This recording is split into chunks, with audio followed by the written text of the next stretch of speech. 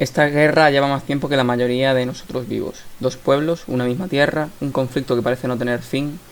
Pero, ¿cómo empezó realmente la historia entre Israel y Palestina?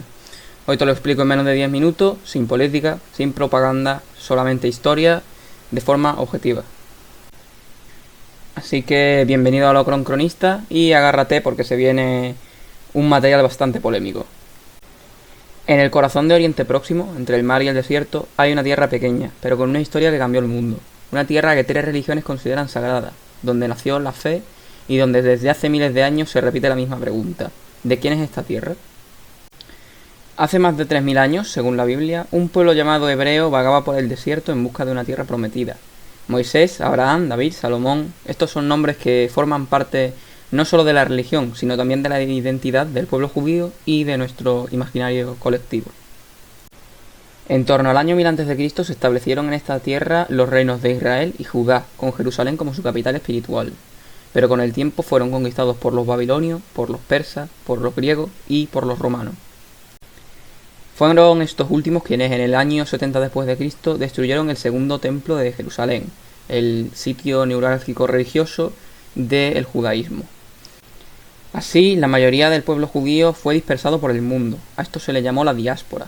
Desde entonces los judíos conservaron su fe, su lengua sagrada y su sueño: regresar algún día a la tierra de sus antepasados.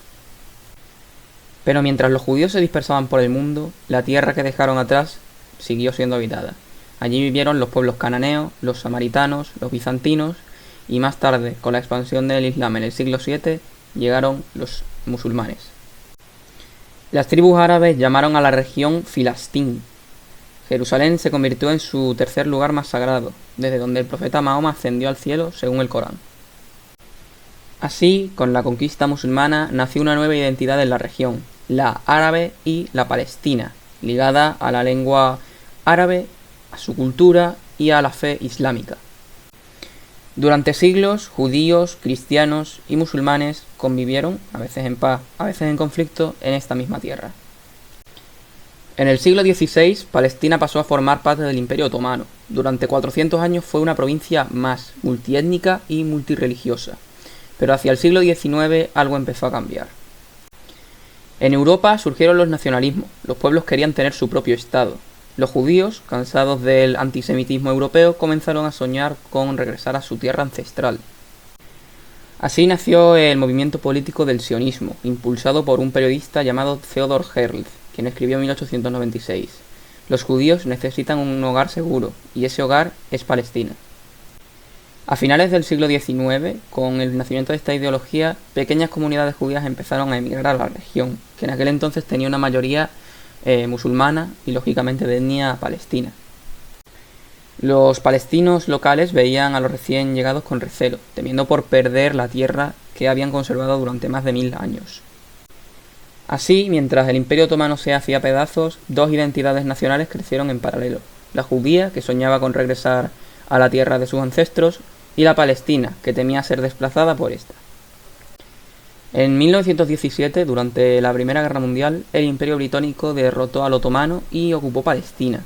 Ese mismo año, Londres emitió la Declaración Balfour, prometiendo un hogar nacional para el pueblo judío en Palestina, pero también había prometido, por otra parte, la independencia a los palestinos musulmanes. La contradicción fue evidente, y con el tiempo las tensiones aumentaron. Hubo ataques, huelgas, revueltas, y tras el horror del Holocausto en la Segunda Guerra Mundial, cientos de miles de sobrevivientes judíos buscaron refugio en la tierra de sus antepasados. Tras esta Segunda Guerra Mundial, en 1947, la Organización de las Naciones Unidas propuso dividir el territorio en 2 estados para acabar el conflicto para siempre: uno judío y otro árabe, con Jerusalén internacionalizada. Los judíos aceptaron, pero los palestinos musulmanes decidieron rechazarlo. El 14 de mayo de 1948, Israel se hizo independiente oficialmente. Su primer presidente, David Ben-Gurión, leyó la Declaración de Independencia en Tel Aviv. En la tierra de Israel nació el pueblo judío. Aquí se formó su espíritu, aquí creó su identidad y aquí volverá a ser libre, ponía en esta Declaración de Independencia. Israel había nacido. Después de casi 2000 años de diáspora, para millones de judíos fue el cumplimiento de una profecía y el fin de la persecución. Pero para los palestinos esto fue el inicio de su peor tragedia. En cuestión de horas, los ejércitos de Egipto, Siria, Jordania, Irak y Líbano invadieron el nuevo Estado de Israel. Así comenzó la primera guerra árabe-israelí. Esta guerra sucedió porque los países árabes que rodeaban Israel consideraban que era un Estado que no podía existir y en cambio buscaban un Estado musulmán. Contra todo pronóstico, Israel terminó ganando la guerra y más de 700.000 palestinos huyeron o fueron expulsados de sus hogares. Muchos creyeron que regresarían en unas semanas, pero finalmente nunca volvieron. A mediados de 1949 se firmaron los armisticios. Israel no solo había sobrevivido, sino que además había ampliado su territorio en casi un 50% más de lo asignado por la ONU. Egipto ocupó Gaza, Jordania se anexionó Cisjordania y el Jerusalén del Este. El Estado árabe palestino nunca llegó a existir, pero en cambio estos dos territorios quedaron en protección de otros dos países islámicos que rodeaban Israel. Pero esto no fue todo, ya que en 1967 otra guerra cambió todo. Israel conquistó Cisjordania, Gaza, Jerusalén Este, el Sinaí y los Altos del Golán. En 1987 estalló la primera Intifada, una revuelta popular contra la ocupación de Israel en Cisjordania y la Franja de Gaza. En los años 90 parecía que llegaba la esperanza. Los acuerdos de Oslo entre Yitzhak Rabin, el presidente de Israel, y Yasser Arafat, un político nacionalista palestino, parecía que por fin ponían fin al conflicto y que habría dos estados viviendo en paz. Por primera vez, israelíes y palestinos se reconocían mutuamente. Israel aceptaba la idea de un Estado palestino en Cisjordania y Gaza, y Palestina reconocía el derecho de Israel a existir. El 13 de septiembre de 1993, el mundo entero vio esa imagen. Rabin y Arafat, enemigos de toda la vida, dándose la mano. Entre los aplausos, el presidente estadounidense Bill Clinton dijo: «Hoy damos esperanza al pueblo de Oriente Medio». Millones de personas en ambos lados creyeron que la paz era posible. Por primera vez en medio siglo, los hijos de dos pueblos enfrentados soñaban con un futuro distinto. Pero no todos estaban de acuerdo con esta idea. Algunos israelíes consideraban a Arafat un terrorista, y algunos palestinos veían a Rabin como un traidor. Los extremistas de ambos bandos juraron detener el proceso de los dos estados, y en los años siguientes, los atentados suicidas del grupo Hamás sembraron el miedo en las calles de Israel. La confianza se resquebrajó, y la presión sobre el primer ministro israelí Yitzhak Rabin creció.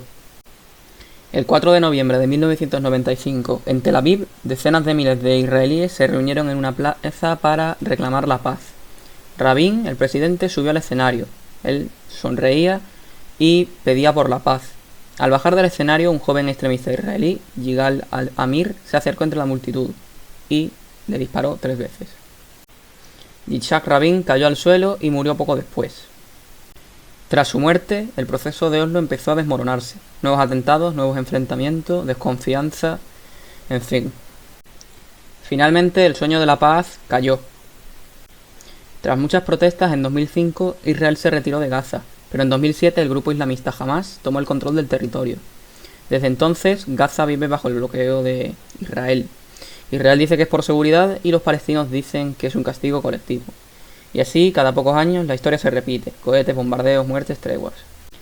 En 2023, Hamás atacó a un grupo de civiles israelíes y así comenzó la guerra que tenemos hoy en día entre la Franja de Gaza e Israel.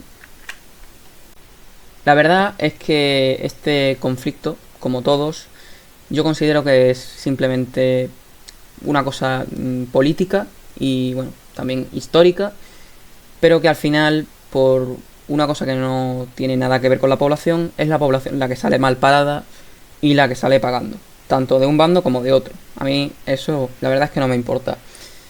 También se habla hoy en día de genocidio. Realmente yo creo que es pronto para decidir si lo es o no. O sea, desde el punto de vista histórico, las cosas hay que verlas con retrospectiva. O sea, dejar pasar unos años y ya entonces decidir si se puede hablar de genocidio o no.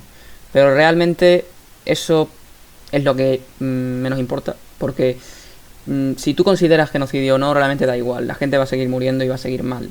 Lo que hay que hacer es detener la guerra, intentar que se pueda convivir los dos estados, bueno, como entre comillas lo hacen con Cisjordania. Lo que pasa es que en Gaza ya vimos que, bueno, tomó el control un grupo terrorista, del cual, pues, está pagando la población porque un grupo terrorista haya tomado el control de Gaza.